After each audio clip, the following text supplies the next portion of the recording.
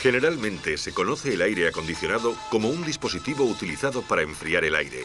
Sin embargo, es importante resaltar que además de enfriar, realiza simultáneamente otras funciones, tales como mantener el grado de humedad adecuado, limpiar el aire y permitir su circulación. En este gráfico podemos observar cómo el calor existente en el interior del habitáculo procede de diferentes puntos: del sol, de la carretera y del motor, del aire exterior e incluso del calor despedido por los propios pasajeros.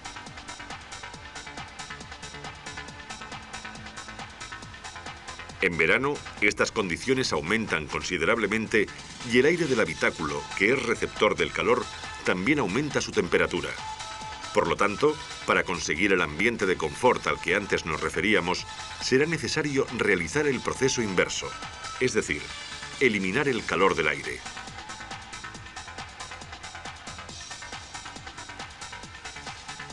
La única manera de enfriar el aire es, como decimos, eliminándole el calor. Y este proceso se va a realizar a través del acondicionamiento del aire. Veamos pues cuáles son los elementos básicos de que consta un equipo de aire acondicionado. Compresor, condensador, acumulador deshidratador, válvula de expansión, evaporador y refrigerante.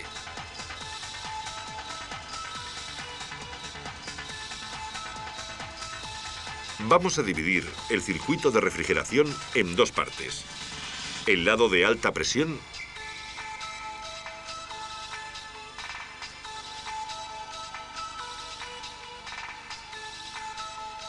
y el de baja presión.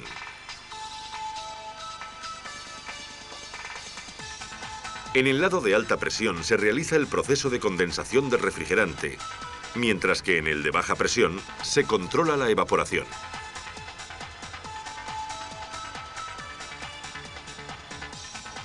Si colocamos sobre el fuego un recipiente con agua, la temperatura aumentará hasta llegar a los 100 grados, momento en que comienza a hervir y se forma vapor de agua.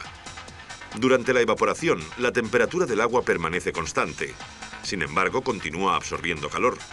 Es muy importante recordar que un líquido absorbe calor cuando se evapora. Si el vapor de agua es enfriado, se producirá la condensación, que no es más que el paso a su estado líquido. Durante este cambio de estado, el vapor de agua cede una gran cantidad de calor.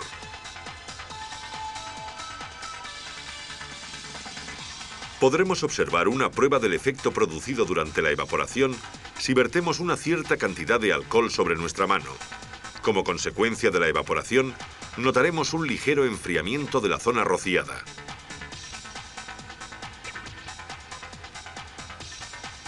Aclarados estos conceptos, veamos cuál es el principio de funcionamiento del circuito.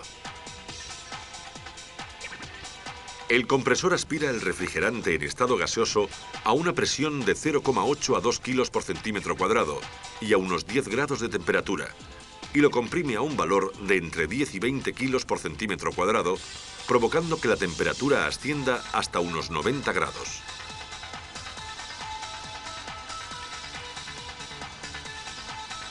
El gas es bombeado al condensador, circulando por sus tuberías a alta presión y temperatura. El condensador dispone de unas aletas por donde pasa el aire forzado desde el exterior.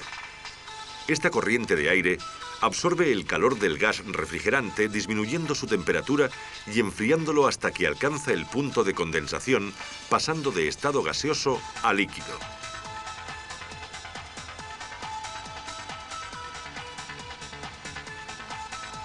Por lo tanto, cuando el refrigerante sale del condensador, se encuentra en estado líquido a alta presión, pasando desde aquí al acumulador deshidratador, que se utiliza como depósito de reserva, además de filtrar las impurezas y eliminar la humedad absorbida por el propio refrigerante. A continuación, llega a la válvula de expansión, que regula y limita la cantidad de refrigerante que puede pasar al evaporador a una presión de aproximadamente 1,5 kilos por centímetro cuadrado. El refrigerante entra en el evaporador como líquido a baja presión. Esto permite que a medida que pasa a través del evaporador, se vaya convirtiendo en vapor, reduciendo considerablemente su temperatura y enfriando el evaporador. El aire caliente es impulsado por un soplador o turbina a través del evaporador, siendo enfriado y distribuido por el interior del habitáculo.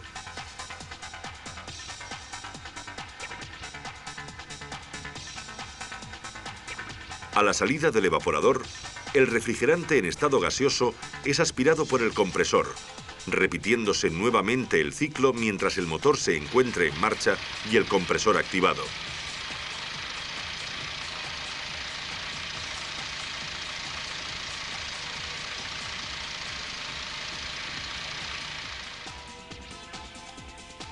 En el circuito de aire acondicionado, uno de los protagonistas es, sin lugar a dudas, el refrigerante.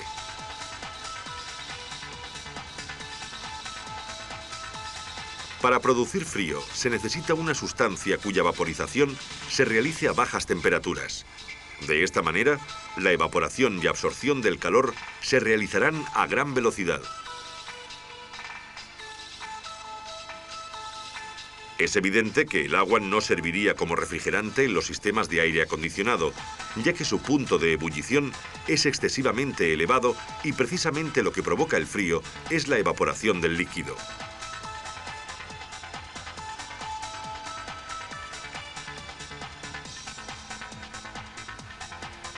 Como elemento refrigerante, se ha venido utilizando desde hace muchos años un compuesto químico denominado diclorodifluormetano, más conocido como R12. Esta sustancia tiene el punto de ebullición a menos 30 grados cuando se encuentra a presión atmosférica. Sin embargo, dicho punto de ebullición aumenta cuando también lo hace la presión sobre el fluido. Así pues, si la presión es de 2,2 kilos por centímetro cuadrado, se producirá la evaporación a una temperatura de 1,5 grados centígrados. Como podemos ver, el punto de ebullición continúa siendo realmente bajo.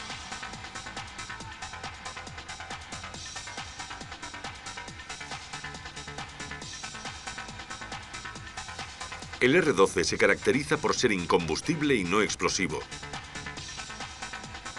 además de no reaccionar con la mayor parte de los metales, como el hierro, el aluminio o el cobre.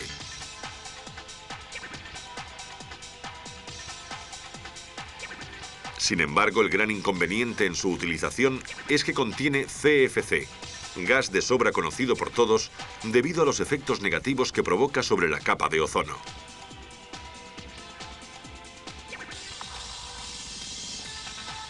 Por esta causa, desde hace algunos años, los fabricantes de automóviles han ido introduciendo progresivamente en todos los sistemas de aire acondicionado un nuevo refrigerante.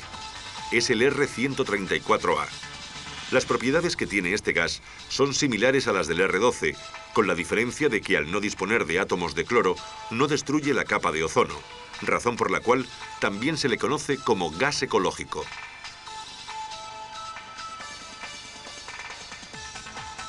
Como acabamos de indicar, tanto el R134A como el R12 tienen unas propiedades refrigerantes similares. Sin embargo, son totalmente incompatibles ya que se descomponen uno en presencia del otro. Además, el gas R134A no puede ser utilizado en aquellas instalaciones diseñadas para funcionar con R12, debido a que afectaría a diversos componentes del circuito, como pueden ser las tuberías, anillos, retenes y juntas de estanqueidad.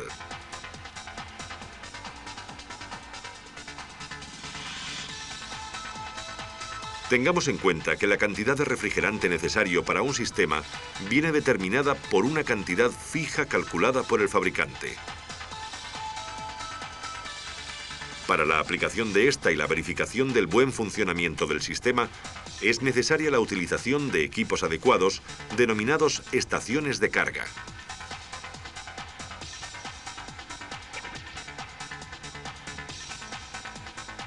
Como ya veremos en la videoproducción de comprobación y diagnosis de los sistemas de aire acondicionado, las estaciones de carga no solo permiten cargar el circuito, sino que a su vez podemos visualizar por medio de los manómetros que incorporan cada una de las presiones existentes en el circuito y con ello diagnosticar posibles averías.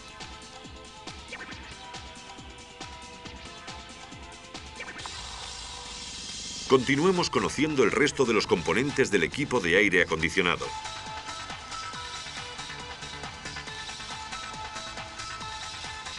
El compresor, además de bombear y hacer circular por todo el circuito al refrigerante, tiene como finalidad aumentar la presión y temperatura del mismo. Su accionamiento se realiza desde el cigüeñal a través de una correa y del embrague electromagnético, quien en determinadas condiciones de funcionamiento hará que la polea de arrastre gire en vacío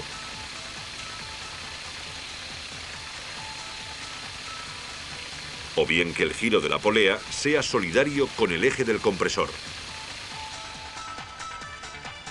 El conjunto del embrague está formado por la bobina magnética, la polea de arrastre, el cojinete, la placa frontal y las correspondientes fijaciones.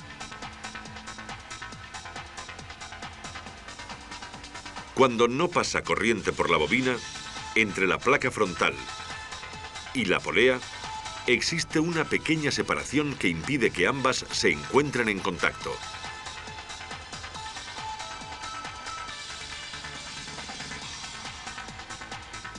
De esta forma, la polea que está siendo arrastrada por la correa gira libremente.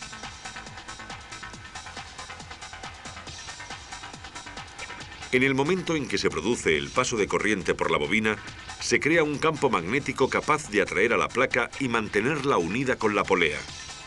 Esta unión hace que el giro se transmita directamente al eje y, por lo tanto, a los órganos internos del compresor. Veamos, pues, cómo está constituido internamente un compresor, distinguiendo previamente los diferentes modelos utilizados en el automóvil. Los compresores pueden ser axiales de pistones y rotativos de paletas.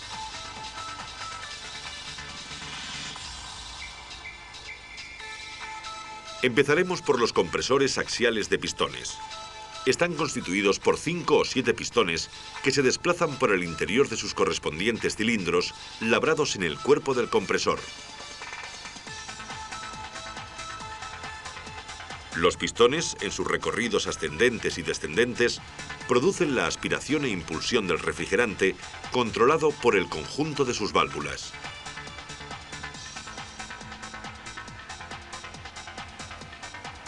Están formadas por una serie de láminas elásticas que se montan sobre un disco de acero, teniendo una de admisión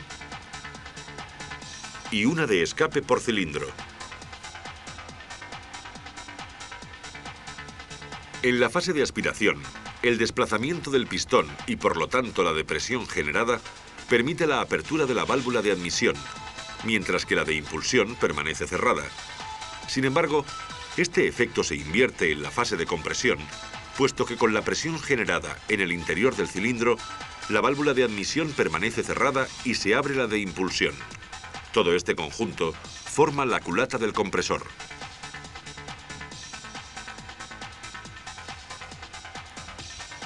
Esta culata está fijada a la cara posterior de la carcasa del compresor por medio de una tapa y una tornillería con la interposición de unas juntas.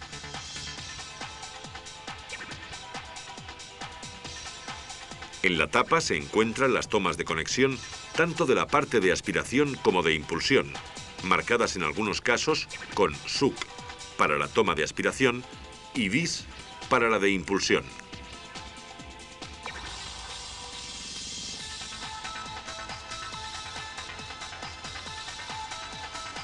Los pistones a través de sus bielas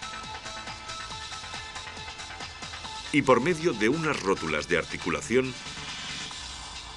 están montados sobre un conjunto denominado plato de mando. Unido a él por un extremo y con la interposición de un cojinete axial, nos encontramos con el rotor de levas. Este elemento, en forma de cuña y unido al eje del compresor, es el encargado de transmitir el movimiento alternativo a los pistones debido a su inclinación.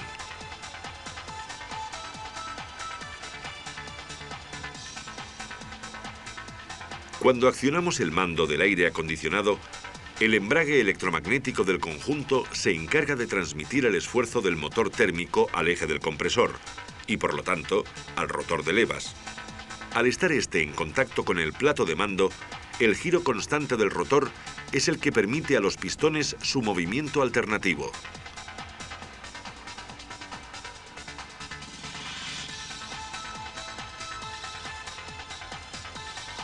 Al otro extremo de la carcasa se monta por medio de unas juntas de estanqueidad la tapa trasera,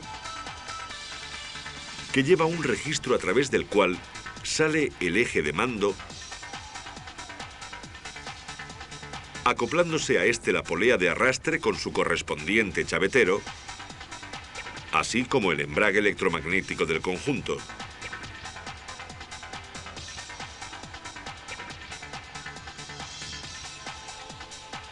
Pasemos ahora a estudiar los compresores de paletas. Están formados por un cuerpo y una tapa. En el interior del cuerpo nos encontramos con una cámara oval sobre la que se monta un eje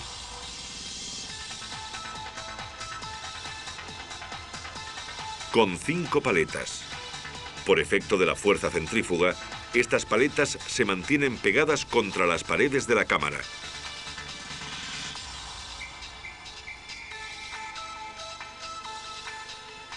Debido a la rotación del eje, obtenemos distintas variaciones de volumen en la cámara, las cuales nos van a determinar las fases de aspiración,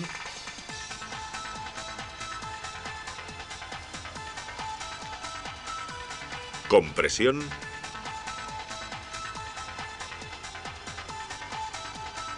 y descarga necesarias para el funcionamiento del mismo.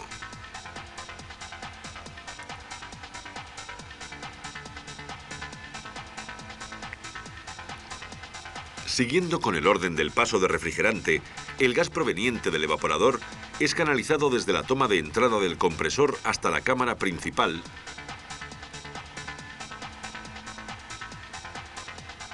a través de sus orificios de entrada.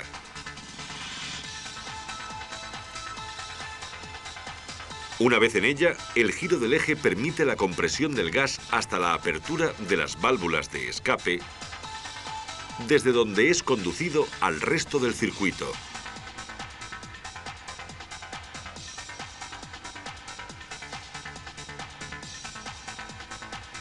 Estos dos tipos de compresores tienen la particularidad de que el volumen de refrigerante impulsado solo depende del régimen de giro del compresor,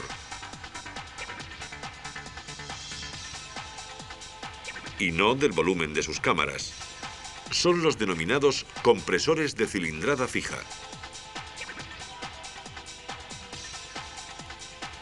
Sin embargo, actualmente existe otro tipo de compresores que se caracterizan por poder variar el caudal de refrigerante según las necesidades del sistema, teniendo además la particularidad de no interrumpirse el funcionamiento de dicho compresor. Son los denominados compresores de cilindrada variable.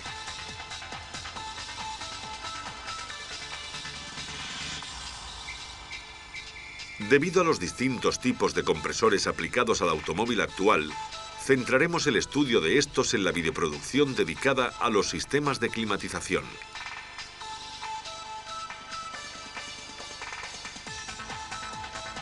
Todos los elementos del compresor anteriormente desarrollados necesitan una lubricación interna para un funcionamiento correcto y una mayor duración de los mismos. Pero además de estos, existen elementos como la válvula de expansión que también necesitan una pequeña lubricación. Por ello, una pequeña parte del aceite lubricante circula por el sistema junto con el refrigerante.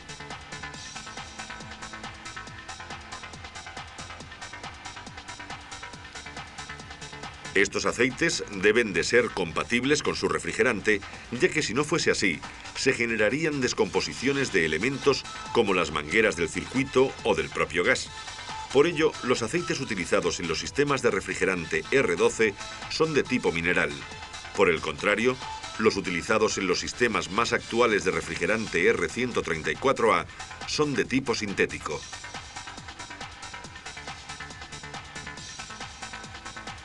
Son aceites muy higroscópicos. Se encuentran con un bajo nivel de humedad.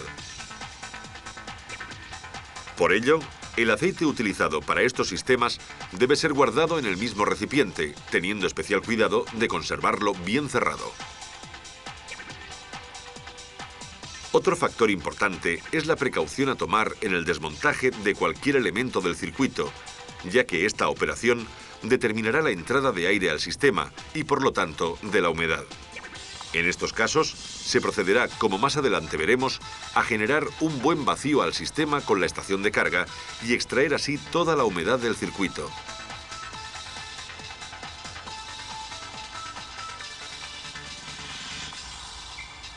La cantidad de aceite aportado al compresor es muy precisa, ya que un exceso reduce el rendimiento del sistema.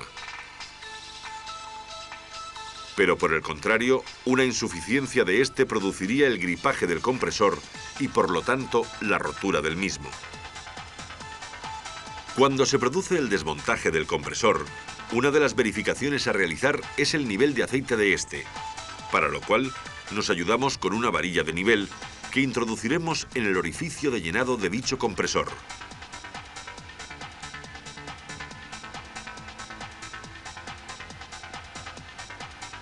Estas verificaciones las veremos con más detalle en la comprobación y diagnosis de estos sistemas.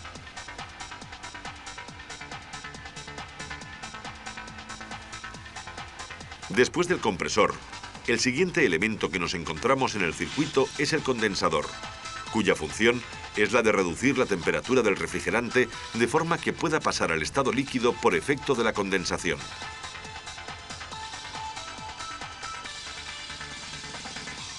Para poder conseguir este efecto, el condensador dispone de un conducto por donde pasa el refrigerante y de unas aletas que canalizan el aire. Los dos tipos más empleados son el de serpentín y el de flujo paralelo, siendo este último el que consigue un mayor rendimiento.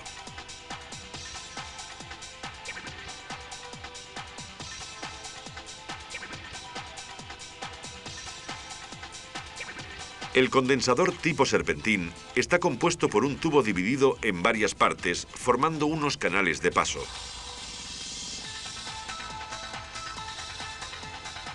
El tubo está rodeado por unas aletas firmemente unidas que permiten el paso de aire necesario para su refrigeración.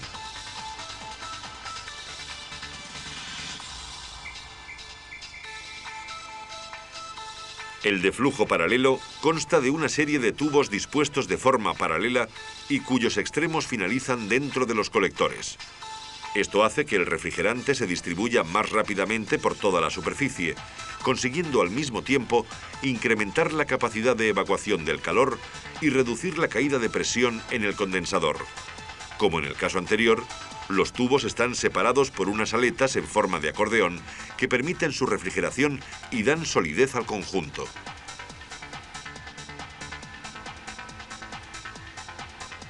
El gas impulsado por el compresor entra en el condensador a una elevada temperatura. A medida que atraviesa el conducto, va cediendo calor al aire que fluye forzado desde el exterior y se condensa. De esta forma, en la salida el refrigerante es completamente líquido.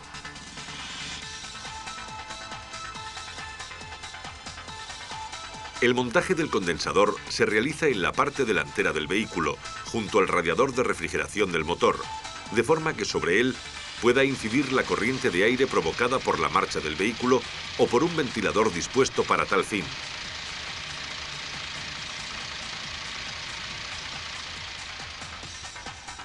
Existe una cierta relación de proporcionalidad entre el condensador y el evaporador, dependiendo del tipo de refrigerante utilizado. Así pues, si el sistema funciona con R12, el condensador es 2 veces mayor que el evaporador.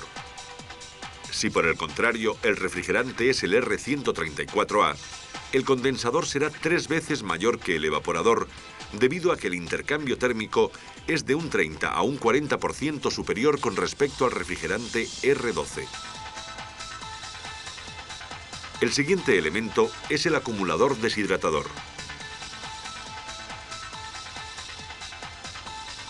Dependiendo del equipo, puede ir montado en la parte de alta presión, entre el condensador y la válvula de expansión, o en el lado de baja presión, entre el evaporador y el compresor, siendo en este caso su función principal la de depósito de expansión. El acumulador desempeña 3 funciones principales. Sirve como depósito para el almacenamiento del refrigerante, absorbiendo las variaciones de caudal provocadas por el compresor y asegurando una alimentación permanente a la válvula de expansión. Actúa como elemento filtrante reteniendo las impurezas sólidas. Y por último, elimina la humedad que pueda existir en el refrigerante, ya que una pequeña cantidad de esta puede provocar la formación de hielo en la válvula de expansión y la aparición de ácidos corrosivos que descomponen los materiales.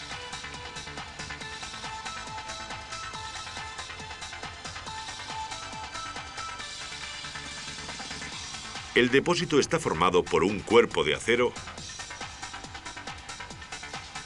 además de los conductos de entrada y de salida de refrigerante. En el interior se encuentra el tamiz o filtro de impurezas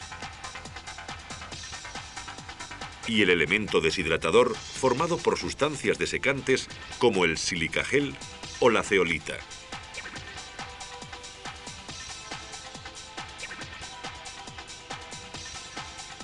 El refrigerante entra en el acumulador por el conducto y se hace pasar a través del filtro y del elemento secador, donde quedarán retenidas todas las partículas, evitando que puedan pasar al circuito. Mientras tanto, el elemento secador extrae la humedad absorbida por el refrigerante.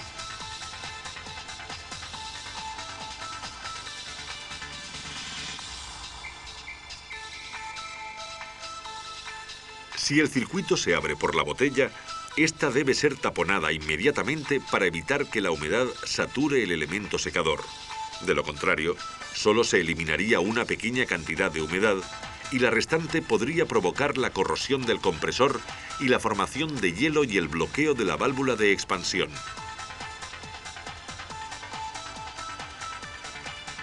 Algunos acumuladores disponen de un visor o mirilla, a través de la cual se puede, en cierto modo, determinar si existe una cantidad insuficiente de refrigerante e incluso el estado en que se encuentra, dependiendo de si la circulación es uniforme o si se observa el paso lento de burbujas, como veremos en el apartado de comprobaciones.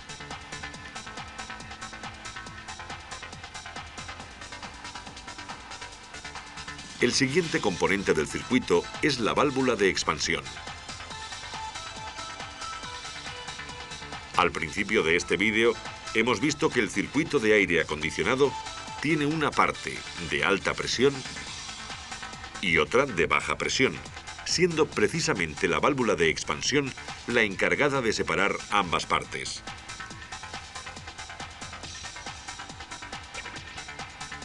La función que tiene esta válvula es la de regular la cantidad de refrigerante que entra en el evaporador. Así pues, y debido al estrechamiento existente en su conducto, únicamente podrán pasar al evaporador pequeñas cantidades de refrigerante, provocando de esta forma el descenso de presión necesario para su evaporación.